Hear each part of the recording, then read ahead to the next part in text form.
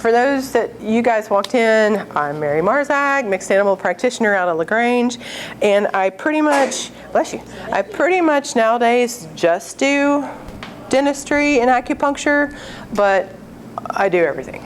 Everything. So, this is what I mentioned before. I love these little comments. You don't know what you don't know. None of us know everything. We hit the ground trying to learn. That took me on that acupuncture journey, was because of my own crazy horse that I had to learn to deal with, and now just thoroughly love and couldn't imagine my life without her. And so don't stop learning. And then you won't find what you don't look for. And that came in to play with that other session that you guys had that dentistry question on. You will not find what you're not open to see and hunt for. So as far as dentistry, this goes again kind of what y'all were talking about earlier. The teeth in the horse are a hypsodont type of tooth, meaning they're constantly erupting. So I don't have a cutaway of this guy, but if you were to take an x-ray, well, you can see this one. I haven't aged him because he's missing his third incisor, but this horse has reserved crown way up here, and that's why horses with diseased or infected premolars, cheek teeth, premolars and molars can develop sinusitis, because their roots are way the heck up in their head, reserved to as they wear and tear, or as we wear and tear them with floating, they're going to erupt. And usually when they're about 26 is the first age that they'll start to kind of loosen, and it's almost always the 6 or the 9. Oh, see, 9 is loose. Yep, I forgot about that. So let's see. So hypsodont, constant eruption is necessary. The root dies when the horse is about 15, but they have that much tooth waiting to erupt, and so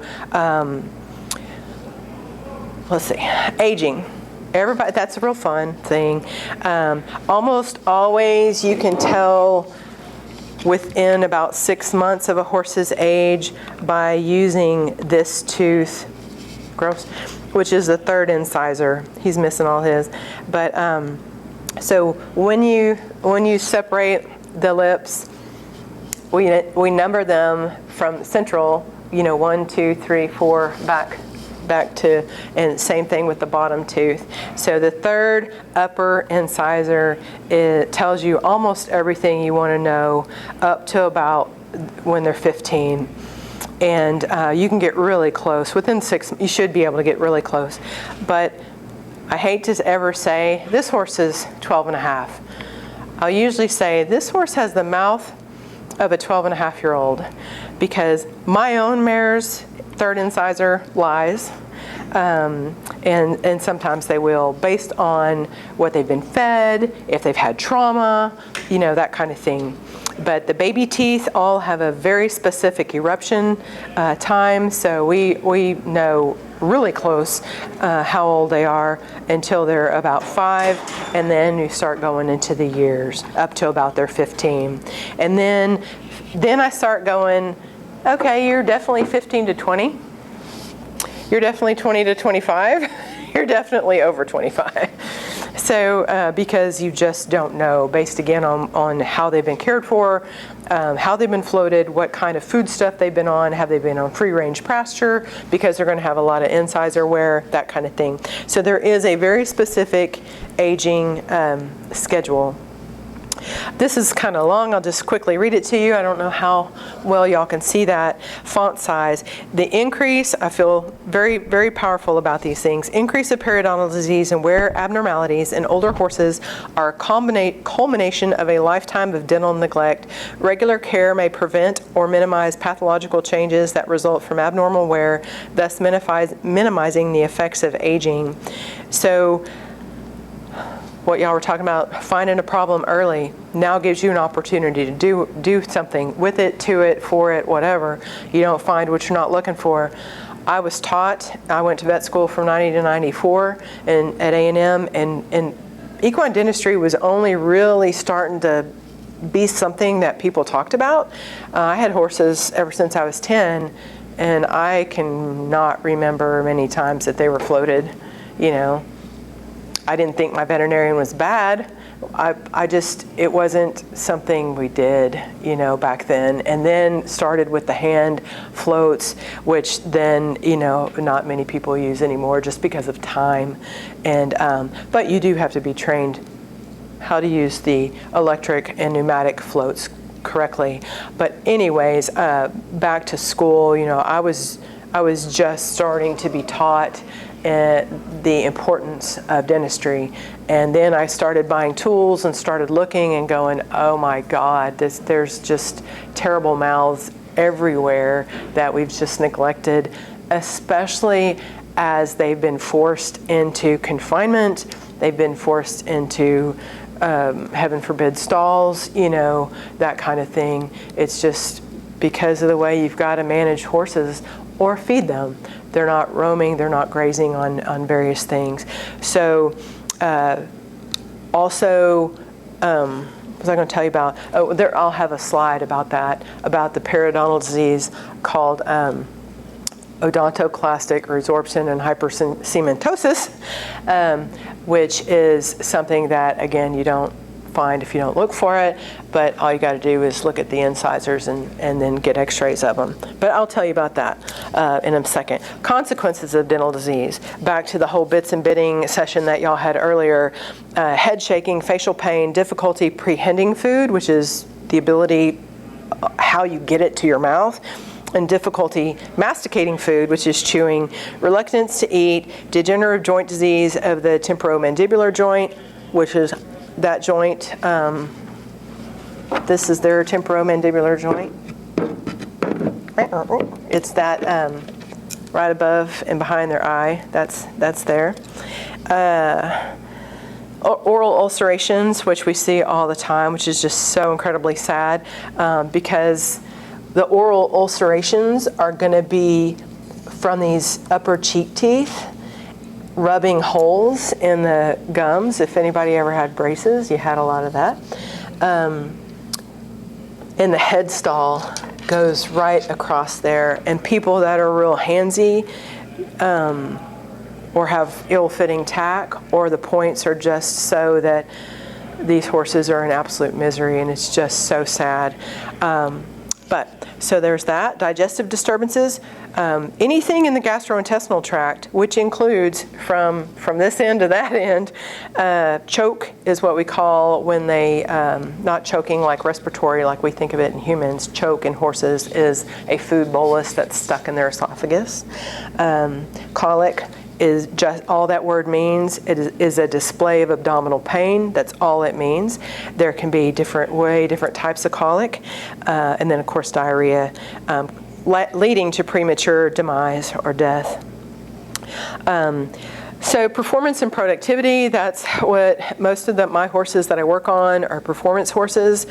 There's bit chewing, you know, they're constantly mouthing, tongue lolling, is where the tongue is like hanging out like a dog with no teeth. Resistance to the bit, they'll carry their head and neck funny, which just looks ugly if you're in a performance class. Head tossing, obviously not okay. Tail ringing, tipping head to one side, they're trying to figure out how to get away from the pain.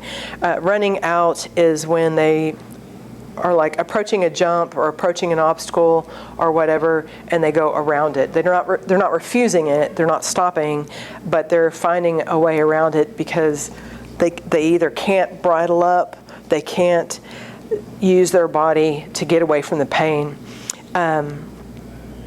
Tail ringing, I've already said, stiff gait, lameness. So failure to recognize, that's what y'all talked about a little bit in the bit and bitting also, failure to recognize these dental orders as a possible cause of above behaviors in a young horse can create a lifetime of training problems. So back to the aging and the constant eruption going from baby teeth to adult teeth is I check from 1 to 5, I check on, well, actually from 6 months to 5 years old, I check them every 6 months because there's a whole lot of baby teeth coming in, and then there's a whole lot of adult teeth coming in, and there's a whole lot happening in there right when you're training and you're getting into a head stall. And that mouth needs to be the mouth needs to be something that they're not even thinking of. And so from 0 to 5, I check them every 6 months, from 5 to the rest of their life, once a year. Now I will go toe to toe and I'll argue with anybody that says that, oh, well, my horse can go 1.5 years. Bull. I think bull, I say bull, and I could show them pictures and I could promise them that in 12 months time, something will need to be addressed, something somewhere. So real quick, trying to finish it up on time. This was in my barn from Granbury where I had one of my mixed animal hospitals. So the equipment I use, they're always sedated, so I do a full exam and listen to their heart first. I think that maybe you guys have veterinarians that don't sedate. I will never do that. That's not what I would ever do, because I've got this in their mouth, which no normal horse is going to accept, unsedated. And then these are the plates, the incisors, upper and lower incisors go on that. And then I can separate the teeth. And so you don't just go, I need to look in there, because that's not a normal position for the temporomandibular joint in a horse to open all the way. So this is something, talk about different veterinarians do things differently. My way is not the only way, it's just the way I do it. But you're very cognizant of the pressure that you're putting on the pole and in their temporomandibular joint. Then I have a super duper bright LED light that magnetically sticks on here. In this picture, I used to use this super duper light until it finally died. And then I thought, I'm gonna not look like a spelunker and go with one that stays on and it was way brighter anyways. Don't know which electrician did their barn, so I always take a GFCI so that I don't electrocute myself or the horse. I rinse out their mouth. They're hanging in, this is the same dental halter that was used, I bought that in 2000. I bought this in the year 2000, still use it. Love it, love it, love it. But it suspends their head, so that their little chin is resting on that.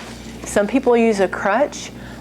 I move around way too much. I am way too busy to have the head on something because it's not going to work for me. So, and when their head is that horse is starting to wake up, so he's pulling his own head back. But I'll show you some other pictures. When they're sedated, their head goes out and down. And so I had my husband build these stocks for me, and there's a ring right there that I put them through. This is to do their incisors. So they can chew on that, but it separates their incisors, so I can do their 3 in the front. Let's see. So that's my setup, how I do it.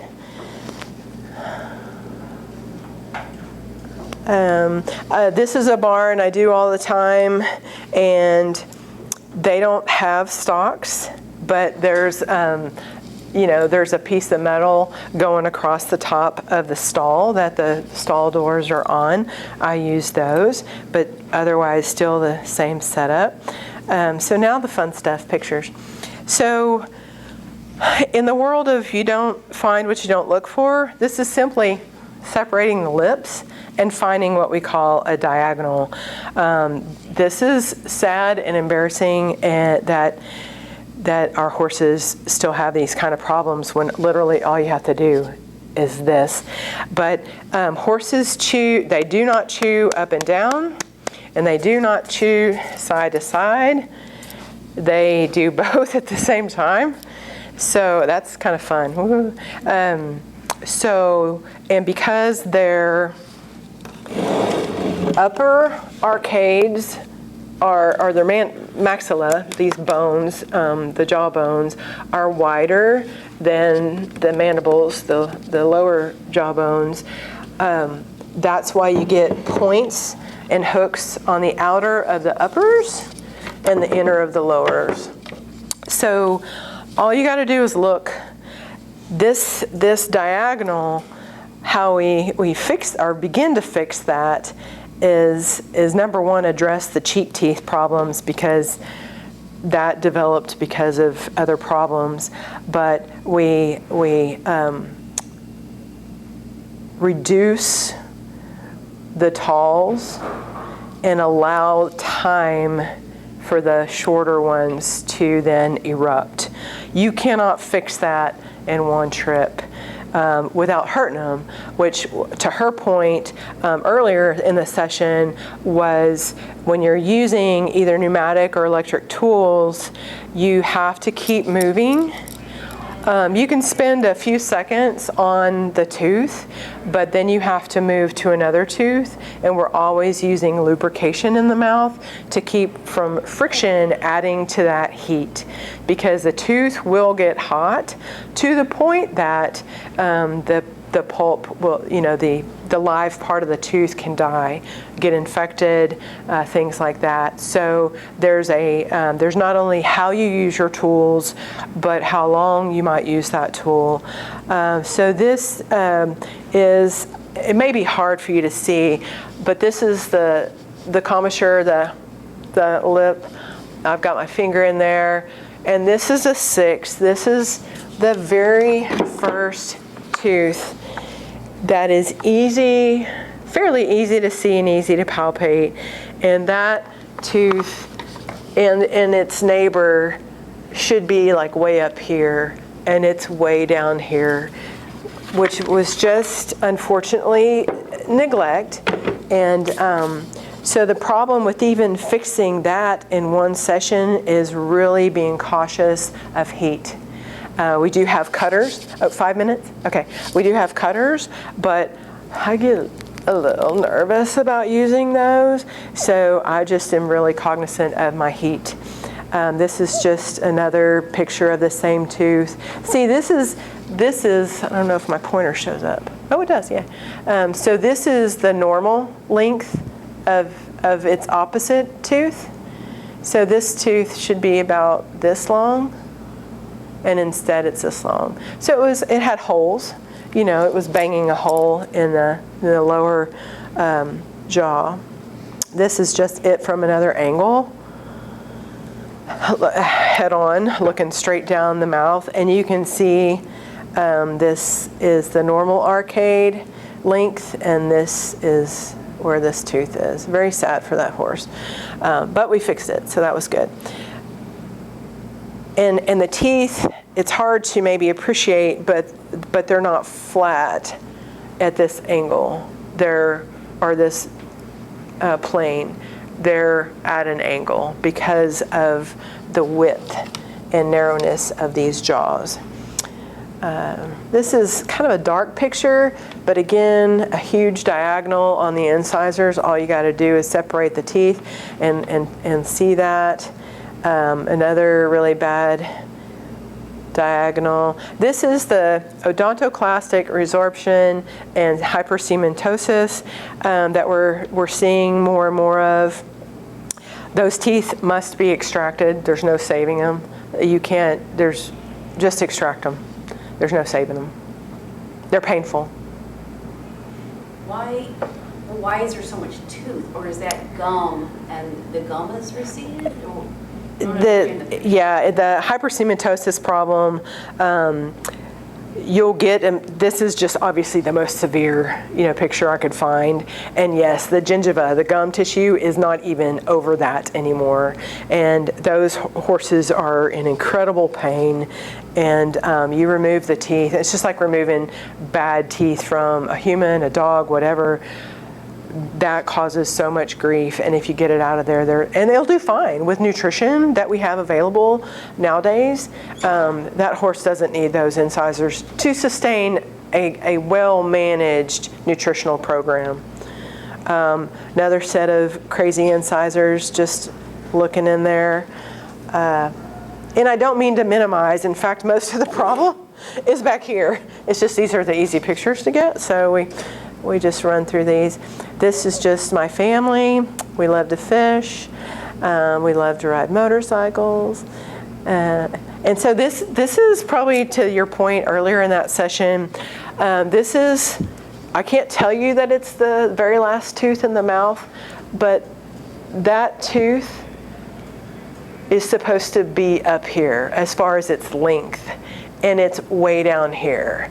And there is no way anyone can feel it with their hand, zero way. No way anyone can see it. Just if you take the tongue out the side of their mouth, you have to be extremely cautious about holding onto it because you can hurt the muscle and the attachments, and the basic-hyoid apparatus and all this fun stuff. But you can't see that. Most of the time there's food stuff around it. You just have to get them, I believe, in some sort of speculum to be able to properly see it, diagnose what's going on, and then fix it. Just another bad diagonal. We can't help everyone, but everyone can help someone. I just think that's the best little quote ever. This is the mare that has shown, this is the mare I was telling you about. She's my 22-year-old with Cushing's. I think every horse from 15 on usually does just fine with a float every year. This horse tells me when it's 10 months. It's been 10 months, I need my teeth floated. But she's kind of a princess. There she is again, I just love her dearly. Anybody have any questions on the setup? These were just some old photos of my clinic and setting up for dental. That's the same horse in my new barn. That you can do floats anywhere.